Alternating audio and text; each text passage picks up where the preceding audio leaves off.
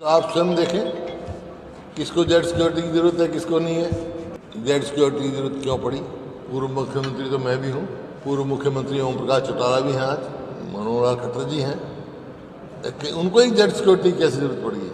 कोई इतराज नहीं, किसी को जेड की जेड प्लस दे दे और दे दे, मेरे को क्या इतराज है। सवाल है क्योंकि दीपेंद्र यहाँ से उसकी वो है, चल रही है चर्चा, पार्टी फैसला करेगी, तो दोनों का कोई चुनाव लड़ने को मेरा इरादा नहीं। मैं आज विपक्ष का नेता हूँ, तो आगे प्रदेश के चुनाव होने वाले हैं, और जो इन्होंने अमेंडमेंट करने की कोशिश की थी वो सस्टेन नहीं हुई। जो हमारा कानून पास था वही लागू हुआ। एजेंसी हो उसका एक्शन जो है राजनीति से प्रेरित नहीं होना चाहिए। पूर्व मुख्यमंत्री को जेड सिक्योरिटी देने की बात चल रही है, इसको किस तरह से देखते हैं? क्या हालात खराब हैं या फिर कोई इलेक्शन में बेनिफिट लेने के लिए कोशिश की है? ये तो आप स्वयं देखें किसको जेड सिक्योरिटी की जरूरत है, किसको नहीं है। देखिए, जेड सिक्योरिटी की जरूरत क्यों पड़ी, क्या कारण था? पूर्व मुख्यमंत्री तो मैं भी हूँ, पूर्व मुख्यमंत्री ओम प्रकाश चौटाला भी हैं आज, और मनोहर लाल खट्टर जी हैं, उनको ही जेड सिक्योरिटी की कैसे जरूरत पड़ेगी? किसान आंदोलन के दौरान जो हुआ था उसको लेकर उन पर जानलेवा हमला हो सकता है, इसलिए ये चलो तो उनकी वो है, काम जाने। मेरे को कोई इतराज नहीं, किसी को जेड की जेड प्लस दे दे और दे दे, मेरे को क्या इतराज है। कर्मचारियों का प्रतिनिधि मिले हैं, लोगों से दूर ही रखेंगे उनको। रिटायर्ड कर्मचारी भी मिले हैं आपसे आज, रिटायर्ड कर्मचारी मिले हैं आपसे, और पीछे 14-15 दिन धरना भी दिया था। रिटायर्ड मिले हैं, हमने करके ओल्ड पेंशन स्कीम हम लागू करेंगे। बाकी और उनकी कुछ था, एक हमारे समय फैसला हुआ था, उसके बारे में भी उन्होंने अपनी चर्चा रखी है। हम मैनिफेस्टो तैयार करेंगे, जब उसमें कंसीडर करेंगे। अच्छा, हरियाणा के लिए अलग से मैनिफेस्टो होगा कि लोकसभा चुनाव के लिए? हरियाणा का अलग से मैनिफेस्टो होगा क्या लोकसभा चुनाव के लिए? नहीं, हरियाणा लोकसभा चुनाव के लिए होगा, लेकिन विधानसभा चुनाव में उसके लिए हम अलग से मैनिफेस्टो तैयार करेंगे। जैसे हमने कह रखा है भाई, हरियाणा में कांग्रेस की सरकार बनेगी तो 300 यूनिट हम फ्री बिजली देंगे, 6,000 रुपये पेंशन करेंगे, 100 गज के प्लॉट फिर लागू करेंगे, ओल्ड पेंशन स्कीम लागू करेंगे। ये हरियाणा के एजेंडा है।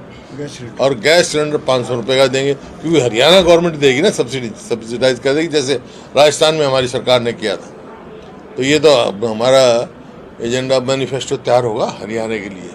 केंद्र में तो जो मैनिफेस्टो आया है कि 400 रुपये मनरेगा के कम से कम 400 रुपये मिलेंगे।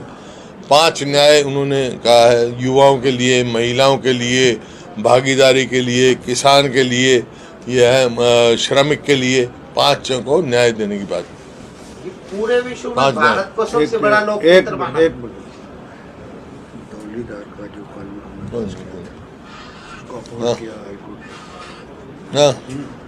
पूरे विश्व में भारत को सबसे बड़ा लोकतंत्र माना जाता है, परंतु अरविंद केजरीवाल की गिरफ्तारी के बाद इंटरनेशनल मीडिया ने छापा भारत मरा हुआ लोकतंत्र। इस पर कांग्रेस का क्या स्टैंड है? मैं तो कह चुका हूँ, लोकतंत्र में कोई भी एजेंसी हो उसको राजनीति से प्रेरित होकर कोई कार्य नहीं करना चाहिए। जब भी लोग वो आप भी उसमें शामिल हो, मीडिया भी एक लोकतंत्र का मजबूत वो है, तुम भी ठीक दिखाया करो। सर, चुनाव प्रचार के लिए नहीं, मैं ये नहीं कहता हूँ मीडिया बायस्ड है, लेकिन फेयरनेस होनी चाहिए, फेयर नहीं। साहब, जो सीनियर लीडर्स आप हो गए, कुमारी शैलजा हो गए, रणदीप सुरजेवाला, क्या ये भी लोकसभा में आ सकते हैं? देखिए, जहाँ तक मेरा सवाल है, क्योंकि दीपेंद्र यहाँ से उसकी वो है, चल रही है चर्चा, पार्टी फैसला करेगी, तो दोनों का कोई चुनाव लड़ने को मेरा इरादा नहीं। मैं आज विपक्ष का नेता हूँ, तो आगे प्रदेश के चुनाव होने वाले हैं, तो मेरा है नहीं। बाकी वो सुरजेवाला लड़े, शैलजा जी लड़े, हमारे तो खुशी होगी, सीनियर लीडर है। युवाओं को भी मौका मिलेगा सर,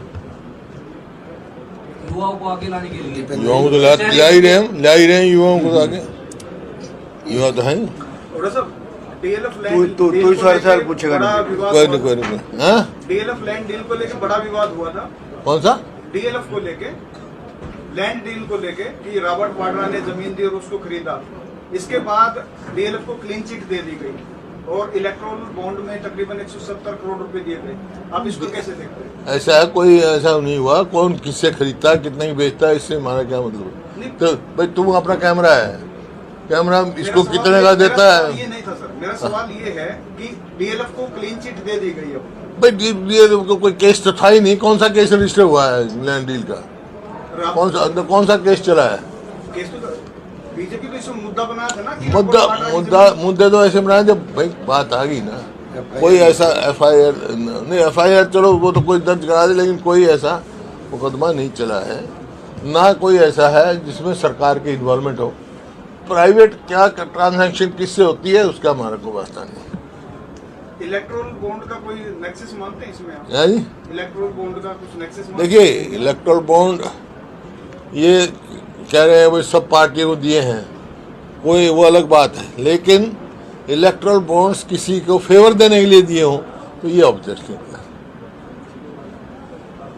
और आज जो है मैं आभारी हूँ हाई कोर्ट का, जो डोलीदार और बूटीमार ये हमने पास किया था, उनको मालिकाना हक देने का सबको, जिसमें ब्राह्मण समाज भी है, जिसमें दलित समाज भी है, जिसमें बैकवर्ड भी हैं, जैसे अपने सैन भाई हैं, उन्हें जैसे पहले डोली दे देते जमीन, उनको जमींदार हक देने का, मालिकाना हक देने का जो हमने पास किया था 2010 में, हाई कोर्ट ने उस पर मोहर लगाई है और ये कहा है वो एक बहुत अच्छा रिफॉर्म था, जो कि इस सरकार ने 10 साल उसको लटकाने का काम किया। जो अमेंडमेंट की वो सस्टेन नहीं कर सकती, और जो इन्होंने अमेंडमेंट करने की कोशिश की थी वो सस्टेन नहीं हुई।